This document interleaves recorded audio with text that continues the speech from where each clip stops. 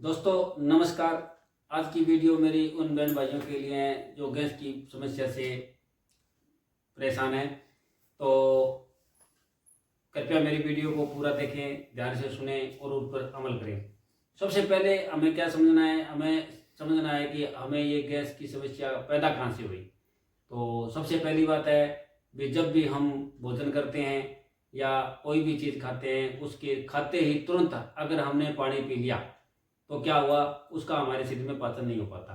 और बिना पचे हुए भोजन से यानी जो जिस भोजन का पाचन नहीं होता वो हमारे शरीर में गलना शुरू हो जाता है या सड़ना शुरू हो जाता है। और उस सड़े हुए भोजन से जो वायु जो गैस निकलती है वो हमारे शरीर में तकलीफ दे होती है। अब गैस से भोजन ने हमारे शरीर में पचता है, उसके बाद भी गैस पैदा होती है। वो गैस हमारे शरीर में काम आने वाली गैस होती है जो हमारे शरीर को चलाने में, हाथों को पैरों को चलाने में, हमारे पूरी बॉडी को चलाने में जो वायु का हमारे शरीर में प्रभाव होता है वो जो पचे हुए भोजन से निकलने वाली वायु होती है। और जो सड़े हुए भोजन से जो वायु पैदा होती है वो हमारे शरीर में केवल और केवल नुकसान ही देती है। तो सबसे पहले हमें समझना है कि आपके शरीर में भोजन का पाचन क्यों नहीं हो रहा। तो जैसे ही हमने कुछ खाया उसके अगर हमने तुरंत बाद पानी पी लिया तो आपके शरीर में भोजन पाचन नहीं होगा, क्योंकि भोजन को पचने के लिए अमाशय के अंदर एक अग्नि पैदा होती है जिसको संस्कृत में जठरा अग्नि बोलते हैं। यानी जठरा अमाशय को जठर बोलते हैं। और जठरा अग्नि में 1.5 घंटे तक हमारा भोजन का पाचन होता है। उस दौरान अगर हमने पानी पी लिया तो वो अग्नि हमारी बुझ जाएगी और उसके बाद में उस भोजन का पाचन सही से नहीं हो पाता। तो इसके लिए हमें क्या करना है, तो आपको भोजन के 40 मिनट पहले पानी पीना है। यानी आपका भोजन अगर आप सुबह 8 बजे करते हो तो लगभग 7:15 7:30 बजे के बीच में आपको पानी पी लेना है। उसके बाद में 8 बजे आपको भोजन करना है और भोजन के 1.5 घंटे तक आपको पानी नहीं पीना। सुबह का भोजन सूर्योदय से 2.5 घंटे तक आपका हो जाना चाहिए। जिस भी भाई को गैस की प्रॉब्लम है उसको सुबह का भोजन जितना जल्दी हो सके उतना जल्दी। तो सुबह का भोजन आपने सुबह सूर्योदय के 2.5 घंटे तक, दोपहर का भोजन 12 बजे से 2 बजे के बीच, और रात्रि का भोजन यानी शाम का भोजन आपका जितना जल्दी हो सके उतना जल्दी। अब सुबह के भोजन के बाद आपको 1.5 घंटे पानी नहीं पीना, दोपहर के भोजन के बाद भी 1.5 घंटे पानी नहीं पीना और रात्रि के भोजन के बाद भी आपको 1.5 घंटे पानी नहीं पीना। और एक आपको बार बार खाने से बचना है। यानी सुबह आपने 8 बजे भोजन कर लिया, उसके बाद में कोई थोड़ी बहुत घंटा 2 घंटा बाद में कोई दूसरी चीज़ें ले ली तो आपको भोजन का पाचन भी नहीं हुआ और वो दोबारा कोई चीज़ खाई उसका पाचन भी आपके शरीर में नहीं हो पाता। इससे बचने के लिए आपको बार बार भोजन नहीं करना, एक साथ ही भोजन करें और उसके 1.5 घंटे तक आपको पानी नहीं पीना।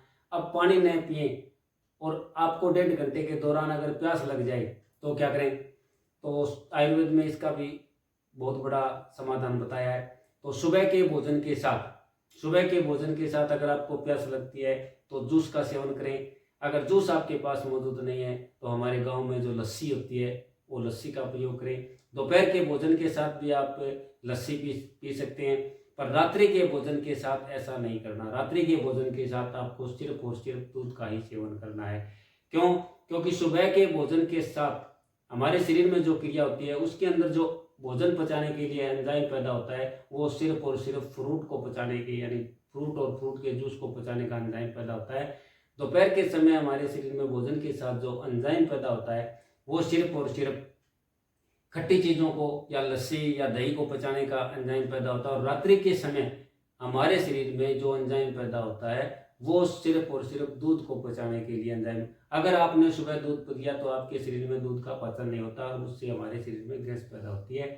तो दूध को पचाने का जो एंजाइम है वो सूर्य अस्त के साथ ही पैदा होता है और सूर्य उदय के समय हमारे शरीर में दूध पचाने का एंजाइम नष्ट हो जाता है।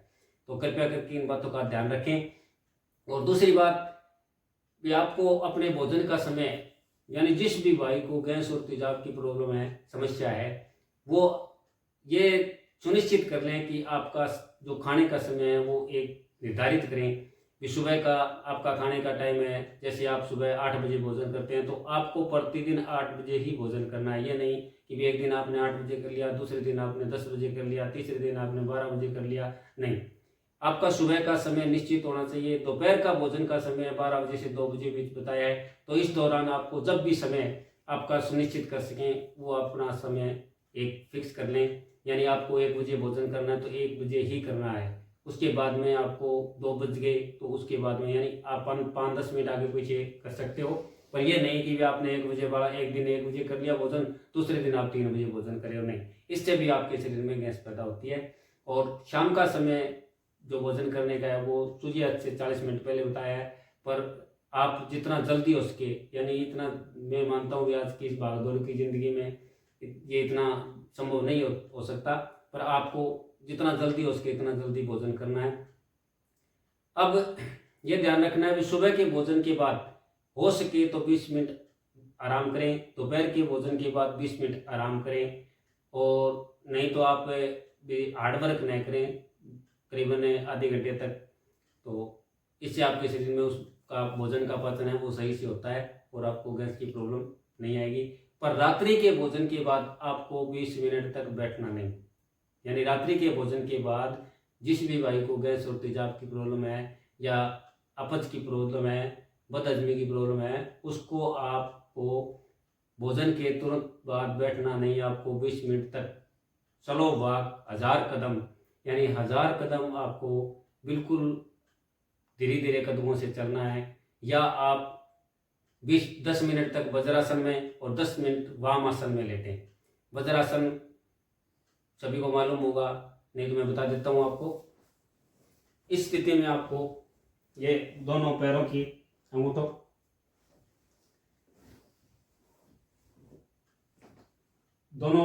के अंगूठों को मिलाना है, एडी को थोड़ा सीधा रखना है और